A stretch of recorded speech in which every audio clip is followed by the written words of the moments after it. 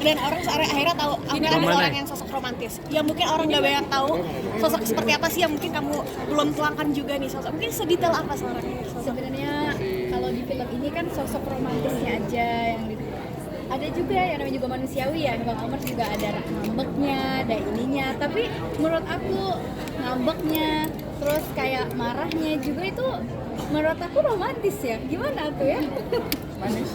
Manusiawi karena almarhum itu sosok yang luar biasa untuk aku, dan dia juga ternyata teman yang baik juga, kakak yang baik, adik yang baik. Dan menurut aku film ini bukan hanya tentang bukan hanya pesan dakwahnya aja, tapi aku menunjukkan betapa almarhum ini adalah sosok orang yang pantas untuk dicintai, sangat pantas untuk dicintai. Yang aku dapat banyak banget belajar dari kisah kalian tuh, saking luar biasa sosok Amr, makanya kita tuangin di film bahwa bukan cuma perempuan aja yang melayani laki-laki, tapi laki-laki pun melayani orang yang ia cintai dengan sepenuh hati sih. Menurut aku dari sosok-sosok ustadz mungkin yang udah ada banyak di film gitu, sosok Bang Amr ini salah satu yang menurut aku inspiratif banget gitu. Dia nggak segan buat benerin kerudung istrinya, pakein sepatu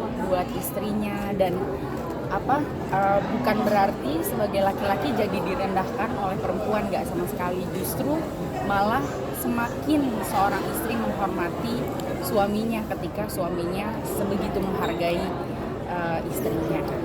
Ya. Seperti apa sih dari kamu kehilangan apa mungkin saat nikah sama Bang Amr kamu sempat berkurang mungkin, dan akhirnya kata lain Bang Amr juga tidak ada gitu, seperti apa struggle dan kamu bisa down up and down dan seperti apa? Mungkin kalau misalkan hati aku bukan diciptakan oleh Allah, udah hancur berkeping-keping ya. Mungkin kalau daya otak aku bukan ciptaan oleh Allah, mungkin aku udah ngancurin otak aku sehancur-hancurnya gitu. Dan masya Allah tabarakallah, mungkin aku nggak tahu kekuatan ini asalnya dari mana. Aku nggak tahu kenapa, mungkin banyak hal yang Allah kasih ke aku. Menurut aku cobaan-cobaan seperti itu adalah hadiah, dan mungkin kenapa Allah percayakan ke aku, mungkin karena aku bisa mencerna rasa sakit yang aku dapatkan saat itu menjadi sesuatu hal yang bisa menjadi pelajaran buat aku, dan aku tuangkan lewat karya. Karena menurut aku kehilangan itu bukan hanya aku aja yang alami. Semua orang itu pasti pernah dan akan mengalami kehilangan. Entah itu kehilangan orang yang kita sayang atau kehilangan barang pun, kita pasti pernah mengalami kehilangan. Dan cuman nggak semua orang bisa menanggapi sebuah kehilangan ini adalah karunia Allah atau kasih sayang Allah. Kebanyakan kita membenci takdir kita.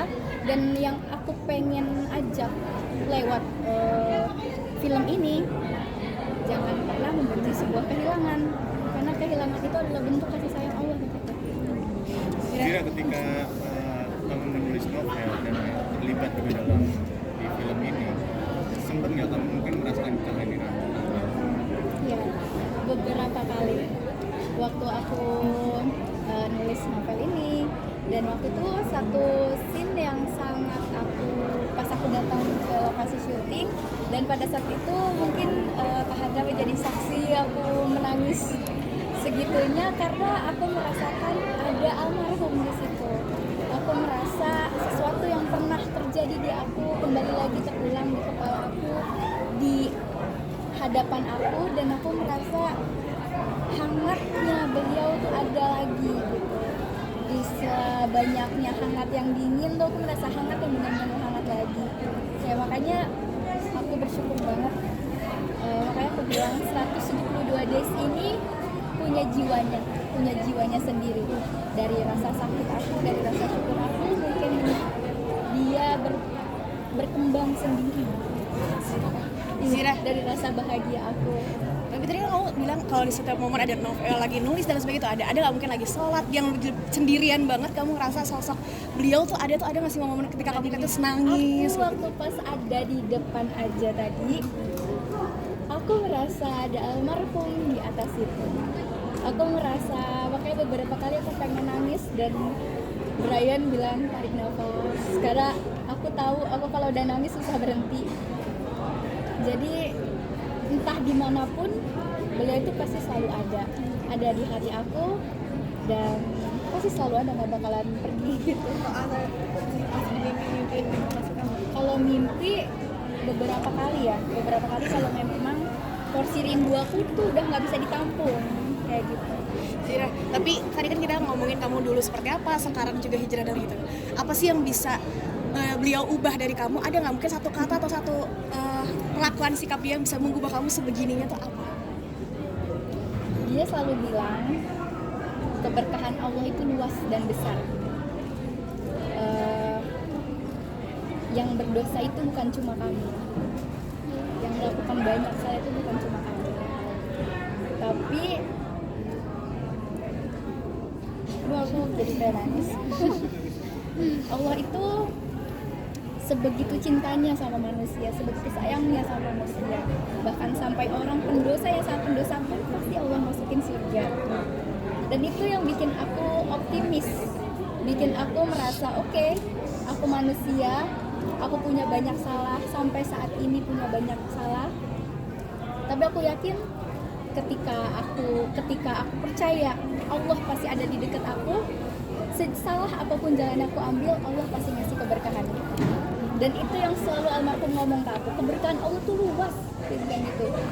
Dengar cerita yang seorang pelacur yang ketika aku sedih ngedenger cerita ini karena dia itu seumur hidupnya melacur, dan ketika dia meninggal dia kehausan tapi dia memberi minum ke seekor anjing, tapi Allah memberikan surga ke dia. Dan itu yang selalu menjadi pedoman aku, kayak keberkahan Allah itu luas dan itu nyata. Zira, sampai akhirnya kamu sampai saat ini tetap istiqomah kan? Ahmed bilang janji tetap istiqomah dan kamu masya Allah melakukan ini semua. Seperti apa sih Perjalanan hijrah itu nggak mudah untuk semua orang ya. Terlebih untuk aku juga yang umur aku masih 23 tahun, yang struggle emosional aku juga masih sangat bergejolak. Tapi aku selalu merasa punya tanggung jawab lebih sebagai, karena ada nama yang harus aku topang kebaikannya. Ada almarhum Amar. Mungkin itu yang bikin aku bertahan sampai saat ini, karena aku nggak mau nama dia jelek.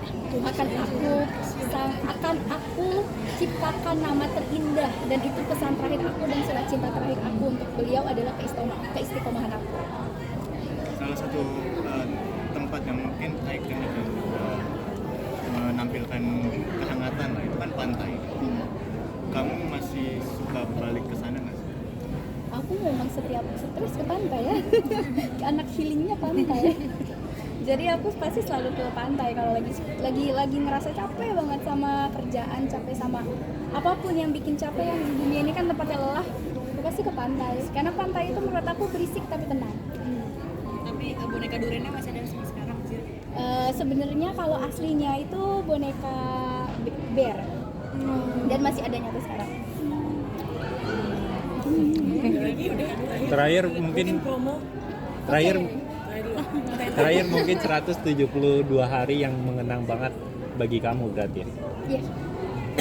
Jadi jangan lupa nonton 172 Days di tanggal 23 November di bioskop. Jangan sampai ketinggalan, karena ya mudah-mudahan ada banyak hal yang bisa diambil.